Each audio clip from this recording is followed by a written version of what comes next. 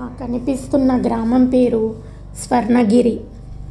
గత కొంతకాలంగా పౌర్ణమి అయితే చాలు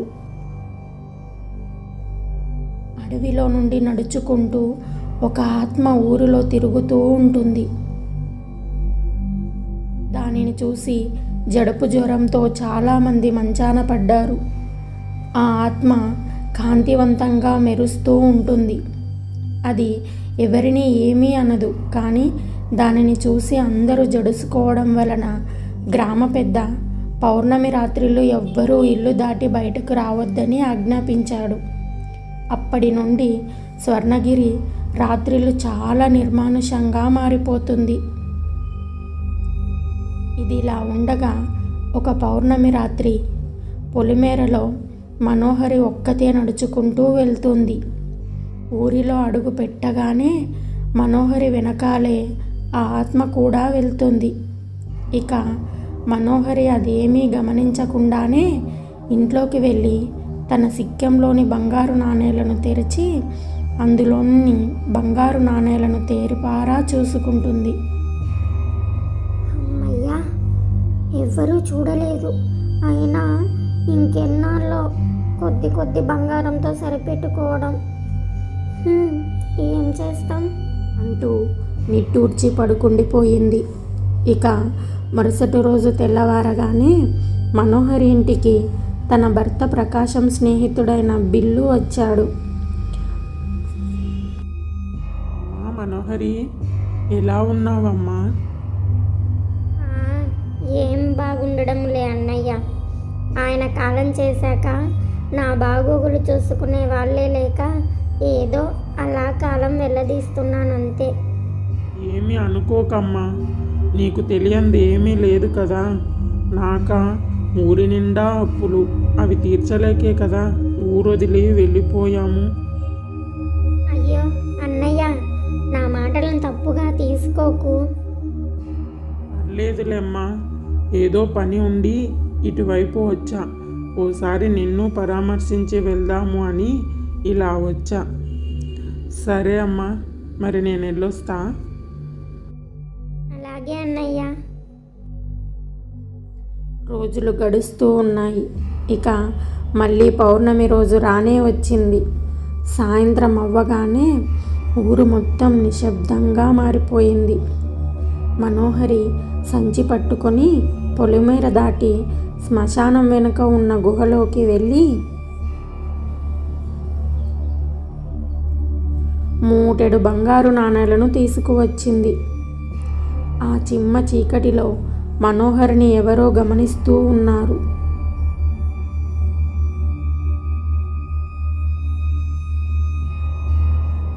ఊరిలో అడుగు పెట్టగానే నిశ్శబ్దం. ఎవ్వరి కంటా పడకుండా మూటలో ఉన్న బంగారు నాణేలను పట్టుకొని ఇంట్లోకి వచ్చింది మనోహరి. వెంటనే ఆ బంగారు నాణేలను బయటకు తీసి చూసుకుంటూ మురిసిపోతూ ఉంది. ఇక ఊరిలో అర్ధరాత్రి సమయంలో ఆత్మ తిరుగుతూ ఉంది. అలా రోజులు గడుస్తూ ఉన్నాయి. ఇక మళ్ళీ పౌర్ణమికి మనోహరి సంచిని పట్టుకొని వేగంగా నడుచుకుంటూ పొలిమేర దాటి శ్మశానం అవతల ఉన్న గుహ లోపలికి వెళ్ళి చూస్తే అక్కడ దాచిన బంగారం లేదు. మనోహరి అక్కడే కూర్చొని ఏడుస్తూ ఉంది. అయ్యో, ఇప్పుడు నేను బతికేది ఎలా రా దేవుడా? మొగుడు లేడు, సంపాదన లేదు. ఇప్పుడు నేనేం తిని బతకాలరా దేవుడా అంటూ ఏడ్చుకుంటూ ఇంటికి వెళ్ళిపోయింది. ఇది ఇలా ఉండగా కొన్ని రోజులకి ఊరిలో అందరూ పడుకున్నాక కావేరి వచ్చి భీమా ఇంటి తలుపులు తట్టింది. మీ అన్నయ్య చాలా కష్టంలో ఉన్నాడు, నువ్వే ఎలాగైనా కాపాడాలి భీమా. అన్నయ్య కష్టంలో ఉండడం ఏంటి వదినా? అదో పెద్ద కథ, నీకు తర్వాత చెబుతానే. ముందు నువ్వైతే నాతో రా అని అని చెప్పి సారంగపూర్కి తీసుకెళ్ళింది. ఇక భీమా ఇంట్లోకి వెళ్ళి అన్నయ్యను చూసి ఆశ్చర్యపోయాడు. ఏంటి వదినా, అన్నయ్య మొహం ఇలా అయిపోయింది? కొద్ది రోజుల నుండి ఇలానే అయిపోయాడు. బయటికి రాలేక, సరిగ్గా తిండి నిద్ర లేక చనిపోయేలా ఉన్నాడు. నువ్వే ఎలాగైనా మీ అన్నయ్యను కాపాడాలి భీమా. ఏంటో వదినా, అంతా అయోమయంగా ఉంది. అసలు మీరు ఈ ఊరెందుకు వచ్చారో, అన్నయ్య బుర్ర పిడికిలంతా అయిపోవడం ఏంటో. సరే, ఇలాంటి వాటన్నింటికి మంత్రాల అవ్వ ఒక్కతే పరిష్కారం చూపగలుగుతుంది. నేను వెళ్ళి అవ్వను తీసుకువస్తా.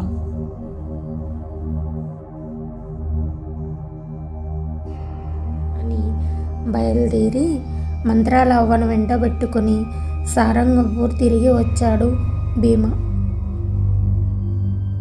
అవ్వ చిన్న బుర్రతో ఉన్న బిల్లును చూసి, ఇది శత్రుదమన శాపం. అంటే ఏంటవ్వా? వీళ్ళది కానిది ఏదో వీళ్ళు మోసం చేసి దోచుకున్నారు, కానీ దానికి శత్రుదమన శాపం ఉంది. ఆ శాపం తగిలి వీడి బుర్ర ఇలా అయిపోయింది. ఇంకా పక్షం రోజుల్లోగా శాప ఉపసంహరణ జరగకపోతే వీడు చస్తాడు. మా అన్నయ్యని ఎలాగైనా కాపాడు అవ్వా. సరే, అసలేం జరిగిందో నాకు పూర్తిగా తెలియాలి. అప్పుడే నేను వీడిని కాపాడగలను. చెప్పరా బిల్లు, చెప్పు. మేము ముగ్గురు అన్నదమ్ములం. నేను బిల్లు, నా తమ్ముడు భీమా, రెండో తమ్ముడు భైరవ. అమ్మా నాన్నలు చనిపోయాక నేను నా భార్య ఆస్తినంతా కాజేసి ఇద్దరు తమ్ముళ్లను బయటకు గెంటేశాం. ఉన్న ఆస్తితో ఆడంబరాలకు పోయి చెడు వ్యసనాలతో ఉన్న ఆస్తినంతా పోగొట్టుకొని అప్పుల పాలయ్యాం. ఇక ఏం చేయాలో తెలియక ఊళ్ళు పట్టుకొని తిరుగుతూ ఉండగా స్వర్ణగిరిలో నా చిన్ననాటి స్నేహితుడు ప్రకాశం కలిశాడు. చాన్నాళ్ళ తర్వాత కలవడంతో అలా చాలాసేపు మాట్లాడుతూ నా కష్టాలన్నింటినీ వాడికి చెప్పుకున్నా. నేను నీలాగే చాలా సమస్యలతో బాధపడుతున్నాన్రా. ఆ మధ్య ఊళ్ళో జరిగిన ఉత్సవాలకి వచ్చిన కొంతమంది స్వామీజీ వాళ్ళు చెబుతుంటే విన్నా. చుట్టుపక్కల ఎక్కడో దయ్యాల నిధి ఉందంట. నేనొక్కడినే వెళ్ళలేక ఊరుకున్నా. ఎలాగూ నీకు కూడా సమస్యలున్నాయి కదా, నీకు డబ్బు అవసరం ఉంది కదరా, నువ్వు నాకు తోడుగా వస్తావారా? మన అదృష్టం బాగుండి నిధి దొరికితే ఇద్దరం సమానంగా పంచుకుందాం. మరి నాతో వస్తావా? సరే అని సరే వెళ్దాం. ప్రకాశం చెప్పే ఆనవాళ్ళ ఆధారంగా ఆ చోటును వెతుక్కుంటూ 4 రోజులు ప్రయాణం చేశాక ఆ చోటును చేరుకున్నాం. అలా నిధి కోసం గాలిస్తూ ఒక భయంకరమైన గుహలోకి వెళ్ళాం. అలా లోపలికి వెళ్ళగానే షాకిని డాకిని అనే 2 భయంకరమైన దెయ్యాలు ప్రత్యక్షమయ్యాయి. వాటిని చూసి ఇద్దరం గజగజా వణికిపోతున్నాం. ఎవర్రా మీరు? మా అనుమతి లేకుండా మా స్థావరంలోకి వచ్చారు? భయపడుతూనే ప్రకాశం ఆ 2 దెయ్యాలతో, అది ఇక్కడ నిధి కోసం వచ్చాము.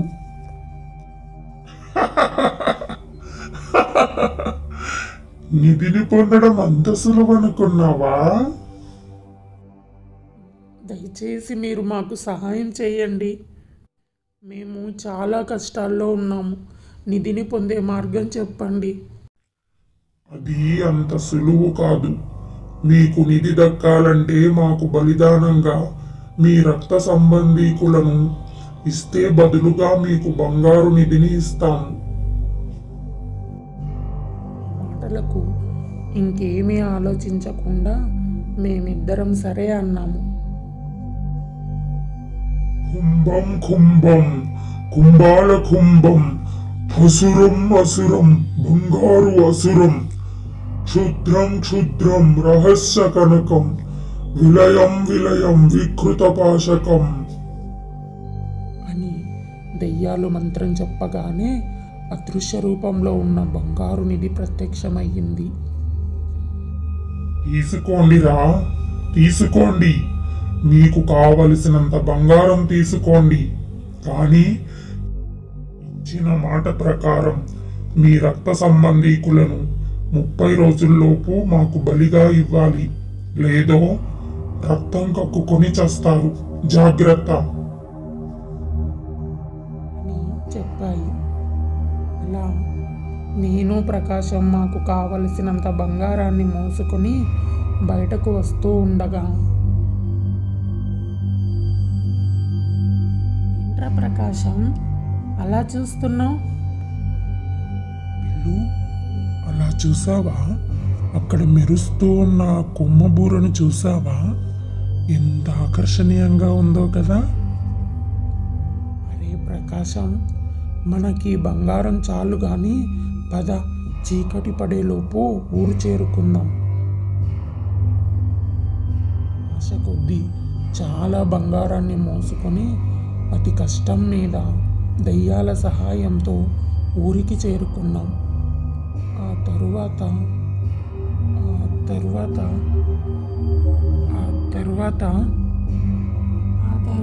ఏం జరిగిందో ప్రకాశం చెబితేనే తెలుస్తుంది అని మంత్రాలవ్వ తన మంత్రశక్తితో ప్రకాశం ఆత్మని ఆవాహనం చేసింది. ప్రకాశం ఆత్మ ప్రత్యక్షమయ్యింది. ఆ రాత్రి బిల్లు వెళ్ళిపోగానే, ఇంత బంగారాన్ని నేరుగా ఊళ్ళోకి తీసుకెళ్ళలేను, మరి ఇప్పుడు ఎలా అని ఆ డాకిని సహాయంతో ఊరి శ్మశానం వెనకాల ఉన్న గుహలో ఆ బంగారు నిధిని దాచిపెట్టించా. ఇంత బంగారాన్ని వదిలి వెళ్ళాలంటే భయంగా ఉంది. ఎవరైనా నా నిధిని దొంగలిస్తారో ఏమో. సరే, అయితే శత్రుదమన శాపాన్ని ఈ బంగారు నిధికి పెడుతున్నా. నువ్వు నీ భార్య తప్ప ఎవరైనా మోసంతో ఈ నిధిని తాకితే వాళ్ళకి శాపం తగిలి పక్షం రోజుల్లో చస్తారు. నువ్వు నీ భార్య తప్ప ఈ బంగారు నిధిని ఎవ్వరూ తాకరాదు. మీ ఇద్దరు ఎవరికైనా మీ చేతితో ఇస్తే పర్వాలేదు. మా బంగారానికి శాపం ఉందని నాకు తప్ప ఎవ్వరికీ తెలియదు. గుహలో నుండి బయటకు వస్తూ కొన్ని బంగారు నాణేలను తీసుకొని ఇంటికి వచ్చి జరిగిన విషయమంతా నా భార్యకి చెప్పా. నిధి చిక్కిందన్న ఆనందంలో బలిదానం గురించే మర్చిపోయా. ఆ రోజు నుండి అవసరం ఉన్నప్పుడల్లా శ్మశానం వెనకాల ఉన్న గుహలో నుండి కొద్దిగా బంగారం తెచ్చుకుంటూ ఎవ్వరికీ అనుమానం రాకుండా వాడుకుంటూ ఉన్నా. ఇక రోజులు గడుస్తూ ఉన్నాయి. షాకిని డాకినీలు ఇచ్చిన గడువు దగ్గర పడ్డంతో బిల్లు వాళ్ళ తమ్ముడు భైరవాన్ని పిలిచి కొంత బంగారు నాణేల మూటను ఇచ్చి, అరే తమ్ముడు, ఇలాంటి బంగారు నాణేల నిధిని మేమిద్దరం సంపాదించి అడవిలో ఒక గుహ దగ్గర దాచి ఉంచాము. మాకు చేతనైనంత తీసుకొచ్చాము. ఇంకా అక్కడ బోలెడంత నిధి ఉందిరా, కావాలంటే నువ్వు వెళ్ళి తెచ్చుకో. నిజమా అన్నయ్య? ఇంకో విషయం రోయ్, ఆ నిధి దగ్గరికి వెళ్ళగానే అక్కడ ఎవరైనా నువ్వు ఎవరి తాలూకా అని అడిగితే నేను బిల్లు తాలూకా అని చెప్పు, సరేనా అని బిల్లు వాళ్ళ తమ్ముడైన భైరవని నమ్మించి షాకినీకి బలిగా పంపాడు. అయితే అమాయకుడైన భైరవ నిధి ఉన్న గుహలోకి వెళ్ళగానే షాకిని,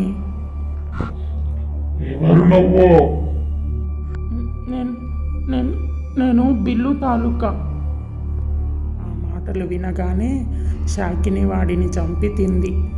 ఇక నాకు ఏ రక్త సంబంధీకులు లేకపోవడంతో ఎవరినీ పంపలేదు. ఇక గడువు ముగియడంతో రక్తం కక్కుకొని పడిపోయా. అప్పుడు నా భార్యకి నిజం చెప్పి నిధి ఉండే చోటు ఎవ్వరికీ చెప్పొద్దని ఒట్టు వేయించుకున్నా. నిధిని మొత్తం ఒకేసారి తెచ్చుకోకు, ప్రతి పౌర్ణమికి కొంత కొంత తెచ్చుకో అని చెప్పి చనిపోయాడు. భర్త చెప్పినట్టుగానే మనోహరి ప్రతి పౌర్ణమికి వెళ్ళి కొంత బంగారు నాణేలను తెచ్చుకుంటూ జీవనం సాగిస్తుంది. ప్రాణం పోయిన బంగారు నిధిపై ఉన్న ఆశతో ప్రకాశమాత్మ పౌర్ణమి రాత్రిళ్ళు ఊళ్ళో తిరుగుతూ తను దాచిపెట్టిన నిధిని చూసుకుంటూ ఉన్నాడు. ఇక మరోవైపు బిల్లు తన తమ్ముణ్ణి బలిగా ఇచ్చి తన ప్రాణాన్ని కాపాడుకున్నాడు. ఇక చెడు వ్యసనాలతో నిధిని మొత్తం ఖర్చు చేసేశాడు. అప్పుల పాలైపోయాడు. తప్పించుకోవడానికి ఊరొదిలి సారంగపూర్ చేరుకున్నాడు. అలా ఒకరోజు బిల్లు భార్య, ఏమయ్యా, నువ్వు నీ స్నేహితుడు ప్రకాశం ఇద్దరూ ఒకేసారి నిధిని తెచ్చారు కదా. నువ్వంటే వ్యసనాలతో నిధినంతా ఖర్చు చేసేసావు. మరి నీ స్నేహితుడు ప్రకాశం అప్పుడే చనిపోయాడు కదా. మరి ఆ నిధిని అంతా మనోహరి ఒక్కతే ఏం చేసుకుంటుంది? నా భార్య మాటలకు నాలో అత్యాశ మొదలయ్యింది. వెంటనే స్వర్ణగిరి వెళ్ళి మనోహర్ని పరామర్శించి ఓ గంట కనిపెట్టా. అలా తను ఒక పౌర్ణమికి శ్మశానం వెనకాల ఉన్న గుహలోకి వెళ్ళి రావడం గమనించి తను వెళ్ళిపోయాక ఆ గుహలోకి వెళ్ళి ఆ నిధిని ఇంటికి తెచ్చి దానిని తాకగానే ఇలా అయిపోయా. నన్ను ఎలాగన్నా కాపాడండి అవ్వా. ఓరి దుర్మార్గపు ఎదవా, డబ్బుపై ఉన్న అత్యాశతో సొంత తమ్ముణ్ణే బలిగా ఇచ్చావు. నీలాంటి మూర్ఖుణ్ణి నేను కాపాడలేను. పోరా ఎదవా, చావు. అయ్యో అవ్వా, అలా అనకండి. ఎంతైనా అన్నయ్య తప్పు తెలుసుకున్నాడు. ఆ నిధిని మొత్తం మనోహరికే ఇచ్చేస్తాడు. మీరే ఎలాగైనా కాపాడాలి అవ్వా. సరే అయితే నేను చెప్పినట్టు చెయ్యు అని మంత్రాల అవ్వ భీమాకు ఏదో చెబుతుంది.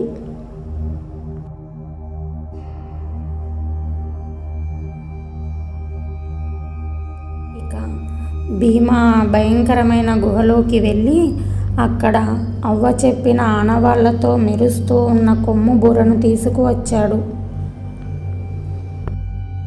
భీమా ఆ బూరను తాకగానే అక్కడ ఉన్న షాకిని డాకిని దెయ్యాలు భస్మమైపోయాయి. ఇక భీమా ఆ కొమ్ము బూరతో ఇంటికి చేరుకున్నాడు. భీమా ఆ కొమ్ము బూరతో 3 సార్లు చిన్నగా ఊదు. అలాగే అవ్వా.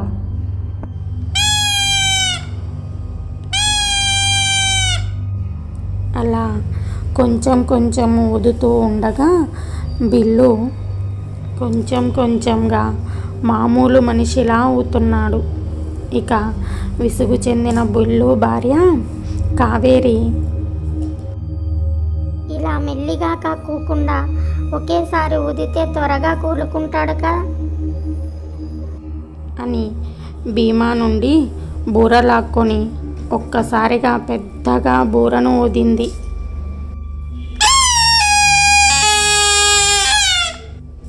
అంతే, ఒక్కసారిగా బిల్లు తల పేలి ముక్కలైపోయింది.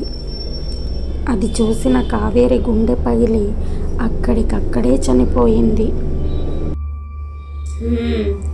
నీచులకి మనం మంచి చేద్దామనుకున్నా పైవాడు ఊరుకోడు కదా. చేసిన పాపం ఊరికే పోతుందా అంటూ మంత్రాల అవ్వ అక్కడి నుండి వెళ్ళిపోయింది. ఇక భీమా ఆ బంగారు నిధిని మొత్తం తీసుకువెళ్ళి మనోహరికి ఇచ్చేశాడు. ఇక దానికి ఉన్న శాపం ఊళ్ళో అందరికీ తెలియడంతో ఎవ్వరూ ఆ నిధిని తాకే ప్రయత్నమే చేయలేదు.